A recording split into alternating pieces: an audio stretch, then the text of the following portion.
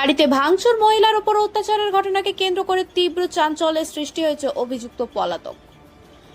শৌলান গ্রামে অভিযুক্তের বৌদি অর্থাৎ রীনা মণ্ডল জানান, গত 14ই ফেব্রুয়ারি দুপুর 2টোর সময় আমার দেওর অর্থাৎ পরিমল মণ্ডল আমার বাড়িতে এসে অ্যাজবেস্টার এবং ইলেকট্রিক মিটার ভাঙচুর করে আমার মেয়েরা বাধা দিতে গেলে আমার মেয়েদের উপর আক্রমণ করে এবং মারধর করে, সেই সাথে প্রাণে মেরে দেওয়ার হুমকি দেয় পরিমল। ঘটনাটি যখন ঘটে আমি বাড়িতে ছিলাম না, বাপের বাড়ি গিয়েছিলাম বাবার শরীর খারাপ থাকার কারণে। ওই সময় এই ঘটনাটি ঘটে। আমার বড় মেয়ে এবং ছোট মেয়ের প্রতি আক্রমণ করা হয়েছে। ঘটনাটি লিখিতভাবে দাসপুর থানায় অভিযোগ জানানো হয়েছে এবং পরিমল মণ্ডলের বিরুদ্ধে ডায়েরি করা হয়েছে। পুলিশ তদন্ত শুরু করেছে। পরিমল মণ্ডল বাড়িতে চাবি দিয়ে বাড়ি ছেড়ে চলে গেছে। ঘটনায় তীব্র চাঞ্চল্যের সৃষ্টি হয়েছে।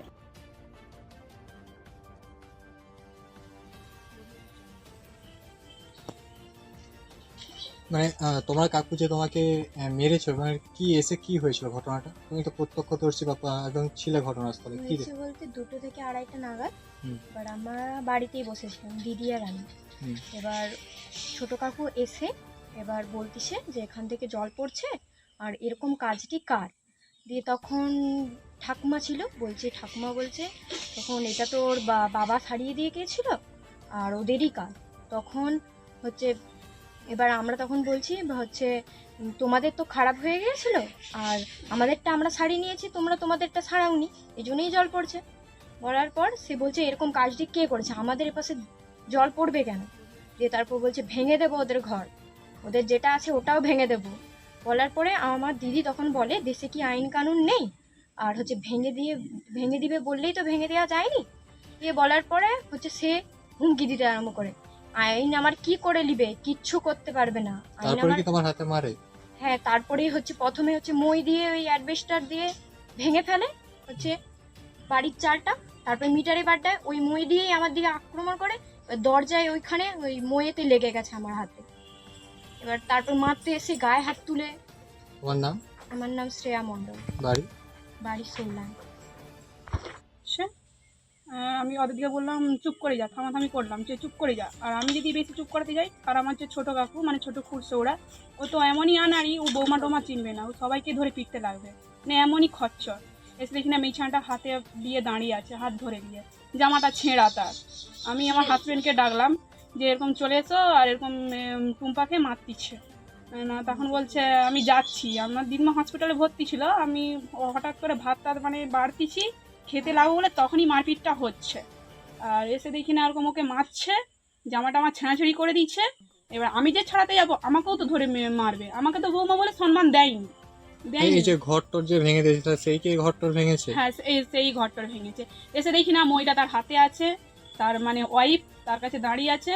এসে তার ওয়াইফ প্রথমে উল্টা পাল্টা পোচাল খিস্তি মেয়ের দিয়ে বলতিছে তোর বাবা নেই, ই নেই, সে নেই, তোরা আমার কাছকে পাঠাবি আর আমার কাছকে আসবি, তোর মা তো বিয়ে দিতে পারবে নি, এইসব কথা বলতিছে। তোর মা তো বিয়ে দিতে পারবে নি, তোরা আমার কাছকে আসবি, আর ওরকম আমি তোদের শখ মিটিয়ে দেবো করে কথা বলতিছে। আজকে যে পুলিশ এসেছিল তারা তো ঘরে নেই। হ্যাঁ, তারা কি মানে এই কেসের জন্য কি বাড়ি ছেড়ে চলে গেছে বলে মনে হয়? আমার তো মন বলছে তাই মনে হচ্ছে। আর আমি এইটাই বলতে চাচ্ছি গর্ব করে যে যেন অপরাধী যেন শাস্তি পায়। প্রায় সেরকম ক্ষতি করে, আমাদের একটা মেয়ের আজকে ক্ষতি করে দিয়েছে, কালকে একটা মেয়ের ক্ষতি করবে, তারপরের দিন আমার একটা মেয়ে হবে তার ক্ষতি করবে, পরের দিন আমাকে হয়তো রেপ করতে যাবে, তখন দায়িত্বটা কে নেবে? আমার তো হাজবেন্ড বাড়িতে থাকেনি, বলা তো যায়নি, সে তো ছোট কাকা নয়, মানে কুকুরের মতন যাকে বলে ব্যবহার করছে। বৌমাকে তুই তাঙাড়ি ভাষা। আমার নাম সুপ্রিয়া মণ্ডল, থানা দাসপুর, বাড়ি শৌলান। 14ই সেপ্টেম্বর আমাকে 2টো 2:30টা নাগাদ ফোন করে। আমি বাপের বাড়িতে ছিলাম। 14ই সেপ্টেম্বর 2টো 2:30টা নাগাদ আমাকে ফোন করে।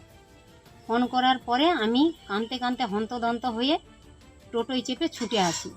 এসে শুনি না মা আমাদের অ্যাসবেস্টার ভেঙে দিয়েছে কাকু, আর ভেঙে দিয়েছে, মিটার ভেঙে দিয়েছে।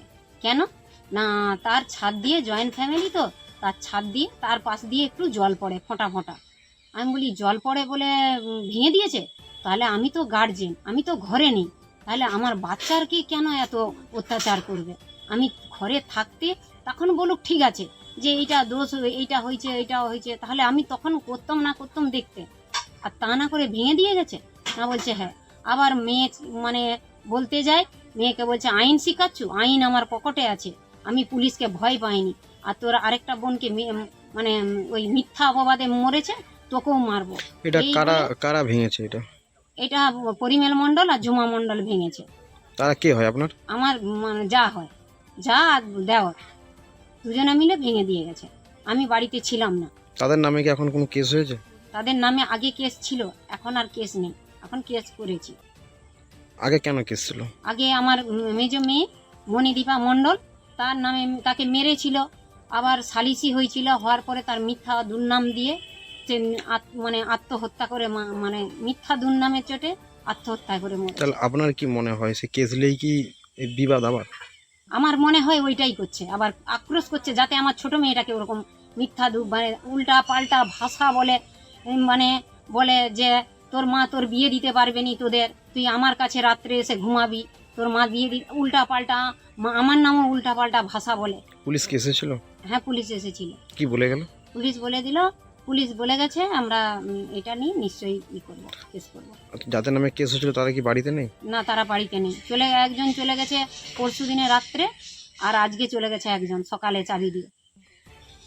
আপনার নাম? আমার নাম রীনা মণ্ডল, বাড়ি সৌলান।